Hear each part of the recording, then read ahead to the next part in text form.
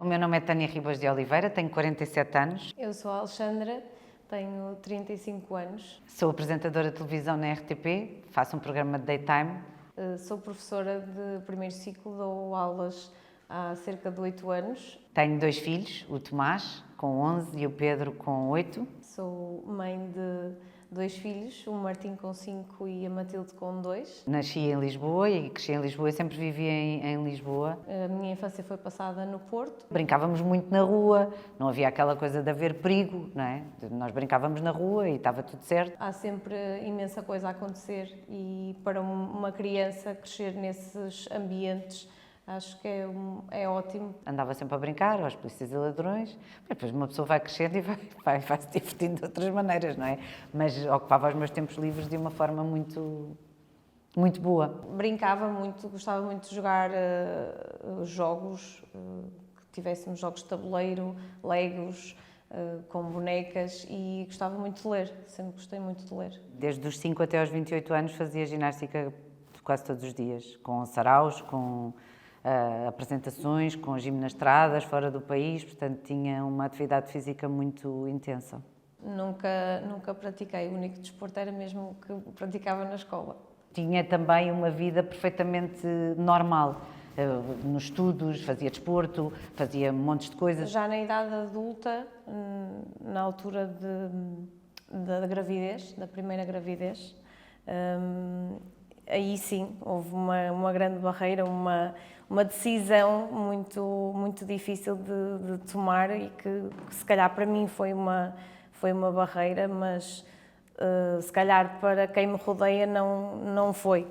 Que decisão?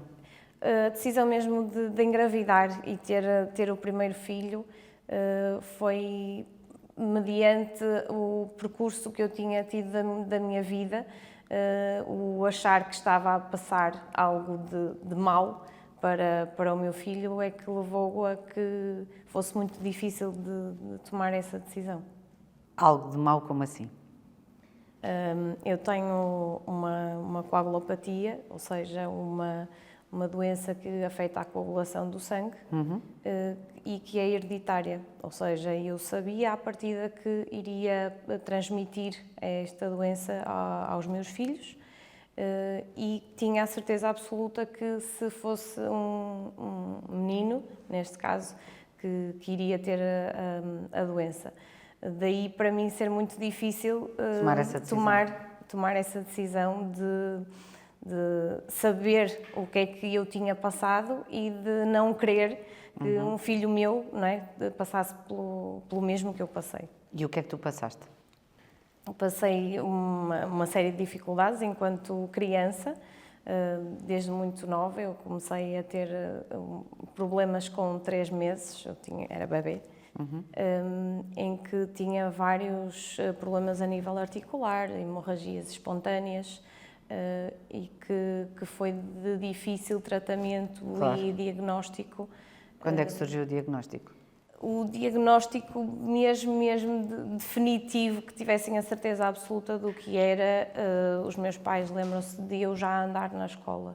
Eu tinha uma suspeita quando eu tinha cerca de 1 ano e meio, do que fosse, mas certeza absoluta foi muito mais tarde por ser, no meu caso, ser uma condição rara. E quando nós falamos de coagulopatia, estamos a falar de tu tens dificuldade em coagular o sangue? É Sim, isso que significa? Sim, é dificuldade. E isso traduz em quê? Nódulos negros, por exemplo, hematomas? Sim. Qualquer toque mais leve faz com que eu tenha uma nódoa negra, às vezes sem ter a percepção que fiz esse toque. Nem te lembras como? Não, nem me lembro como. Coisas muito banais de sair do carro ou apertar algo com mais força faz com que eu fique com uma nódoa negra na perna, na mão. E foi por isso que não fizeste desporto e atividade física no geral na tua infância e adolescência? Sim, sempre tive muitas limitações a nível físico, porque sabia à partida que qualquer atividade de alto impacto, que para as outras crianças não seria considerado de risco, não é? Para mim seria mais porque também não havia tanta evolução em termos de tratamento. Mas e que outros sintomas é que tinhas? Principalmente a nível articular. Dores? Tinha muitas dores, porque as hemorragias podem ser de forma espontânea. Pode não haver nenhum Hemorragias traumatismo. como assim? Hemorragias internas a nível articular. Ok. Ou seja, qualquer pequenino capilar que seja, às vezes, um mau jeito que possa surgir a nível articular, que nós nem sequer damos conta, um pequeno capilar pode formar uma hemorragia articular que depois dá bastantes dores e a articulação fica imobilizada. Então, e como é que tu resolvias isso? Normalmente É porque se é interno tu não vês, não sabes se tens hemorragia ou não, era a dor. Não, era a dor, o inchaço, eu tinha muitas nos tornozelos, era sempre onde me aparecia com mais frequência, e era dor, o inchaço, não conseguir andar. Ok. E era com medicação que resolvias? Sim, eu tinha que ir ao hospital e fazer a medicação, que normalmente é um dos fatores da coagulação, que está em falta, está em déficit no meu organismo, e que era necessário para resolver aquele problema no momento. A partir de uma certa idade comecei a fazer a nível profilático, regularmente, para que os meus níveis de coagulação se mantivessem mais equilibrados, perto do normal. Sim. E isso, com a medicação, tu consegues ter uma vida perfeitamente normal, ou há coisas que continuas a não poder ou não querer fazer? Sim, há coisas há sempre aquelas coisas mesmo de grande impacto que não é mesmo possível de fazer, e atualmente já tenho uma vida muito mais facilitada, e apesar de ao longo do tempo eu ficar com várias lesões, principalmente a nível articular, que me limitam em certas coisas, mas que eu também aprendi a contorná-las e conseguir ter a vida normal, apesar de ter essas lesões.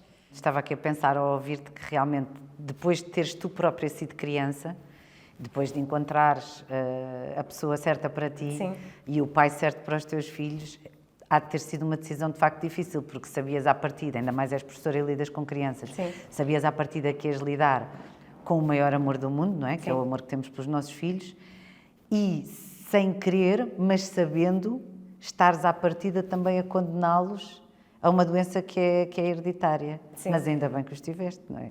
Sim, sem dúvida. Foi uma decisão difícil, mas realmente... Ponderada também, não é? Muito ponderada. Porque o meu marido não me conheceu na altura mais grave da minha doença. Ou seja, quem me conhece neste momento e mesmo colegas meus de trabalho nem sabem, que não sabem da minha doença, não conseguem aperceber-se. E na altura em que o meu marido me conheceu, eu poucos problemas tinha, e ele não assistiu, não é? Não passou por a fase mais complicada da minha vida. Daí ele se calhar não compreender tão bem os meus receios.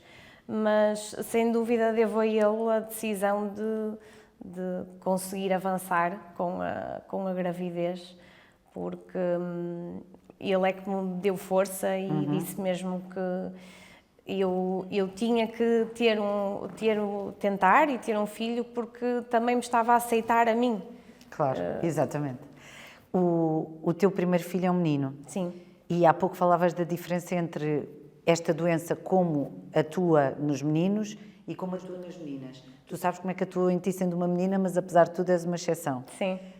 À regra. Mas como é que à partida, geneticamente, funciona com os rapazes? A coagulopatia que eu tenho é característica do cromossoma X, e que os meninos, sendo cromossoma XY, manifestam a doença porque toda a informação que está no cromossoma X prevalece em relação à do Y. Sim. E daí eles terem a doença e manifestarem sintomas da doença. As meninas, sendo XX, faz com que, havendo só a doença num dos cromossomas, vai contrabalançar com o outro Quase cromossoma. que anula, anula o outro. Vai contrabalançar, o outro cromossoma vai regular um bocadinho porque não tem a doença. Daí os meninos terem a doença, manifestarem sintomas, e as meninas serem portadoras, ou seja, elas podem transmitir aos filhos, mas normalmente não têm sintomas da doença. Ou seja, tu tens um menino e uma menina, ambos têm a doença, mas a menina é portadora. Sim. De que forma é que, porque por um lado, nós sabemos, os pais lidarem com a doença de um filho é a coisa mais terrível do mundo, não é? Sim. Nós só queremos que eles fiquem bem. No teu caso, tu já passaste por isso, portanto não é propriamente uma novidade. Como é que o proteges? Aqui o meu papel e o do meu marido também está sempre muito em conjunto, Claro. porque eu tento protegê-lo e o meu marido tenta que eu Que não... ele tenha uma vida perfeitamente normal. que eu não o proteja tanto. Claro. Mas eu acabei por aprender, com o crescimento dele, que além de toda a evolução a nível de tratamentos e que ele não tem nem metade dos problemas articulares que eu tive, que também consigo lidar melhor, porque passei por isso, do que propriamente os meus pais, que tudo para eles era uma novidade, não tinham noção, não conheciam a doença, não faziam a mínima ideia, nem conheciam os sintomas. Eu, em criança, escondia muitas vezes. Quando estava os inchaços, por exemplo, ou as dores? Estava a sentir alguma dor e eu sabia que ia acabar por ter que ir ao hospital e não queria. Claro, não há nenhuma criança que goste de ir ao hospital. E esperamos sempre que passe, mas nunca passava, não é? Claro. E os meus pais não conseguiam perceber esses sinais. Mas tu consegues. E eu consigo. E é isso que me coloca em vantagem para conseguir lidar com os problemas do meu filho. E o que é que o teu filho não faz, por exemplo, que outros meninos da idade dele normalmente fazem? Quais são as limitações? Neste momento é mesmo só jogar futebol. E ele gosta? Não liga muito. Olha, ainda bem. Muito sinceramente, nós também não incentivamos. Tentamos não incentivar um bocadinho para desgosto do meu marido, que já foi treinador das camadas jovens de futebol, mas tentamos não incentivar muito, mas tem uma infância igual às outras crianças. E toma medicação? Sim, regularmente. Regularmente? Sim. Ele toma uma medicação diferente da minha, porque ele desenvolveu anticorpos à medicação que estava a fazer, que era igual à que eu faço. Certo. E então, felizmente, a evolução médica fez com que existisse este tipo de medicação que nestes casos em que o próprio corpo rejeita a medicação, é possível tratar e não haver sequelas, não haver consequências a nível articular e tudo para ele. Certo. E a menina? É portadora? Como é que é a vida dela? A vida dela é perfeitamente normal. Perfeitamente? Sim. Tem algumas nódoas negras, sim. Mas não tem qualquer tipo de problema, não é necessário fazer tratamentos, sim. Nada. Se é uma doença genética, quem é que te transmitiu a ti? Foi a minha mãe. Sim. Sem saber. Claro. Pois, porque eram outros tempos também, não é? Sim. Não, mas não existe mais ninguém na família. Não? Não. Ou seja, a tua avó ou avô não tinham? Não. Só descobriram que a minha mãe era portadora depois de descobrirem o meu diagnóstico. Sim. Ou seja, a minha mãe já tinha sinais, porque ela às vezes ficava com nódoas negras, claro. Mas sempre desvalorizou. E então nunca foi procurar saber o porquê daqueles sinais, não é? E só depois do meu diagnóstico é que ela ficou, através do estudo genético que fazem à família, ficou a saber que era portadora. Na altura da gestação, ela teve uma mutação, chamada mutação de novo, em que ela ficou com o gene da doença. E a tua irmã também tem? Não. Como assim? A minha irmã não é portadora, ou seja, a minha mãe transmitiu-lhe o cromossoma que não tem a doença e por isso a minha irmã não é portadora. Realmente a vida é mágica, não é? Como é que se sabe que se tem essa doença? Ou seja, uma análise ao sangue basta? Ou é preciso uma bateria de exames enorme? Não, é muito complicado. No meu caso, foi muito complicado. Se a minha mãe, à partida, já soubesse, iria ser muito mais fácil, porque já tinha um ponto de partida, onde procurar. No meu caso, foi muito mais difícil, porque era raro. Para começar? Para começar, haver uma menina com esta coagulopatia e foi muito complicado, tanto que tiveram que ser feitas análises em vários laboratórios da Europa, precisamente para chegarem a um diagnóstico definitivo. Pois, imagino que sim. O que é que tu achas da informação das pessoas, até porque como tu tens a doença, falas muito como professor então e com os pais, etc. As pessoas sabem de que é que estamos a falar quando falamos de coagulopatias? Ou sabem que existe sequer? Ou estão mais ou menos a pensar, se calhar se tiver muitas nódoas negras, ou no caso de algumas mulheres, menstruação bastante abundante, sim. Há outros sintomas também diferentes, se calhar é melhor ir ver, ou há ainda muito pouca informação sobre isto? Eu acho que há pouca informação, principalmente para as mulheres. As mulheres desvalorizam mais. Até porque à partida são quase sempre só portadoras. Sim. E mesmo outro tipo de coagulopatias, falando no geral, as mulheres em si eu acho que desvalorizam um bocadinho mais e por isso não pensam a menstruação abundante a minha mãe já tinha. Exatamente. E então por isso é que eu também tenho, e se calhar a mãe também já tinha uma coagulopatia e não sabia. Algo que não seja tão grave, que leve a sintomas como os que eu tenho, não é? Certo. E que seja assim desvalorizado e que se calhar com um diagnóstico feito mais cedo pode-se evitar certos problemas, neste caso. Sim. O que é importante dizer às mulheres, por exemplo, que nos estejam a ouvir agora, e aos homens, porque tu chegaste a um ponto que é, tu passaste pela tua infância, adolescência, Sim. etc., e tiveste que tomar uma decisão, que é ter ou não ter filhos. Sim. E tendo, ver o que é que se pode fazer, porque cada um deles também é um mundo diferente. Mas uma mulher que não saiba, vai ter filhos, provavelmente vai passar-lhes também essa carga genética e os meninos nem sabem e se calhar também vão estar mais desatentas a sintomas, não é? Isso deve acontecer em todo o país, em todo o mundo, sim. Aos pontapés, salvo seja, não é? A minha mãe, ela própria diz, eu se soubesse, e sabendo que tu ias ser uma menina, se calhar não ia ter problema nenhum, nem ia estar preocupada, porque Claro. à partida tu não ias ter. Exatamente.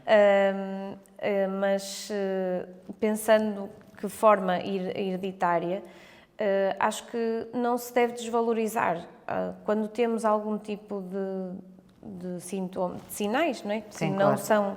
não são normais, devemos procurar saber o porquê daquilo estar a acontecer.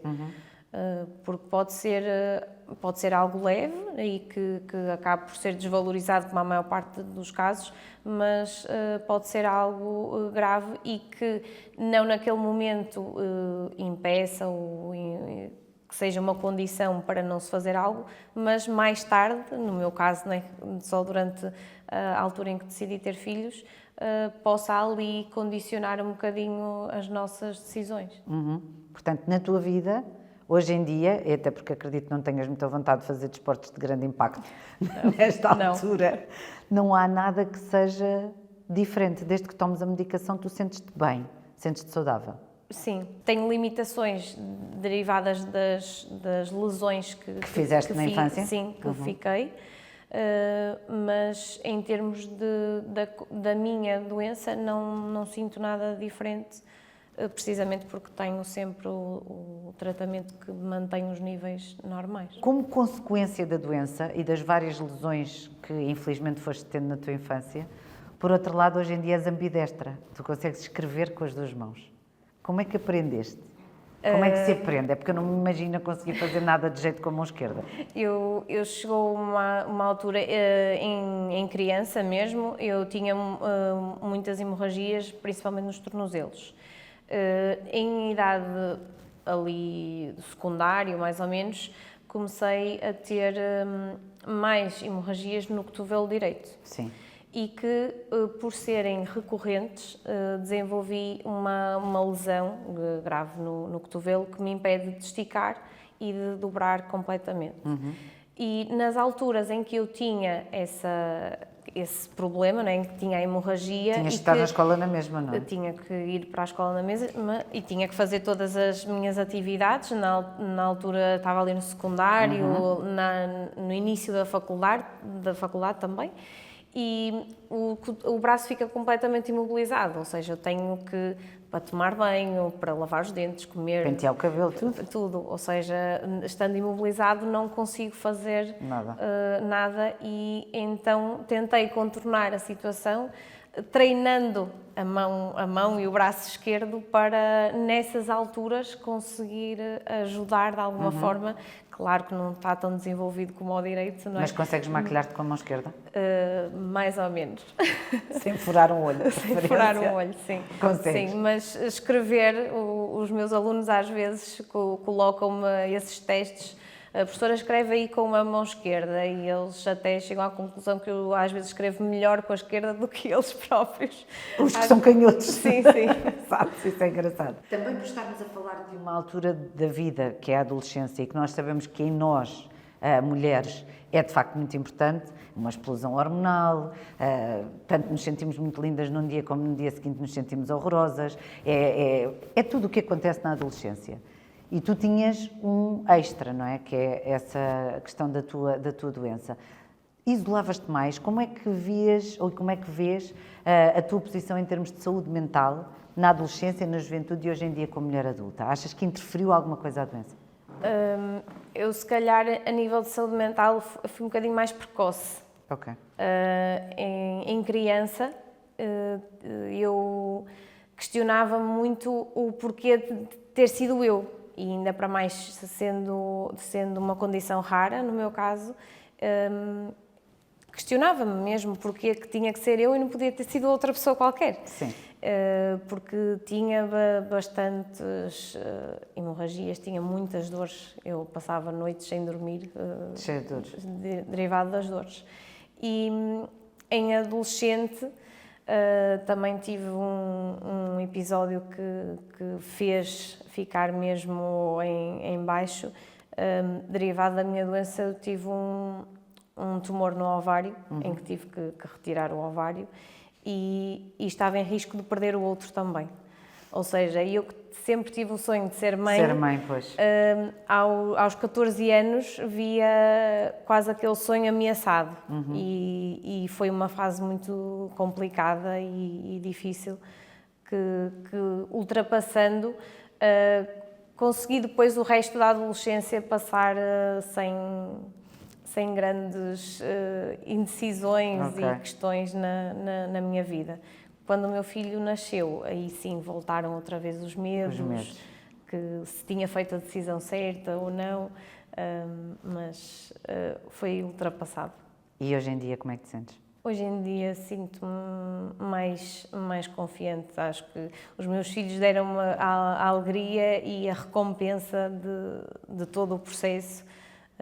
Apesar de ser de risco, tive 2 gravidezes que foram minimamente normais e que se fosse hoje fazia tudo outra vez. Que bom. Isso é o mais bonito.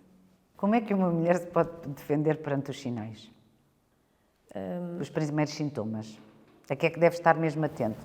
É assim, relativamente aos primeiros sinais, que eu acho que os principais na mulher são sempre a aparecer nódoas negras, menstruações mais abundantes, muitas das vezes prolongadas. Sim.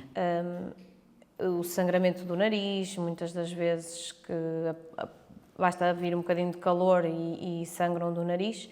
Eu acho que é mesmo procurar ajuda médica e tentar perceber se há aqui algo que possa estar aqui a condicionar, pode ser algo passageiro, ou que algo que seja necessário ter outro tipo de tratamento e acompanhamento, e também estar alerta também para as amigas, as familiares, e alertar para, caso se apercebam de alguma coisa, também ajudar essas pessoas. Até porque as mulheres falam muito umas com as outras. Sim. E de certeza absoluta que tu, a dada altura da tua vida, também já ouviste alguém, uma colega, uma amiga a comentar, sim, sim. Sabes lá, e o que é que tu dizes nesses casos?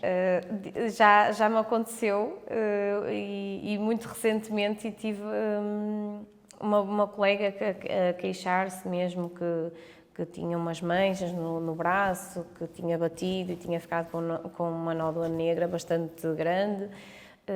E a primeira coisa que eu lhe disse, eu vai ao médico, tu tens que ir ver porque é que isso te aconteceu.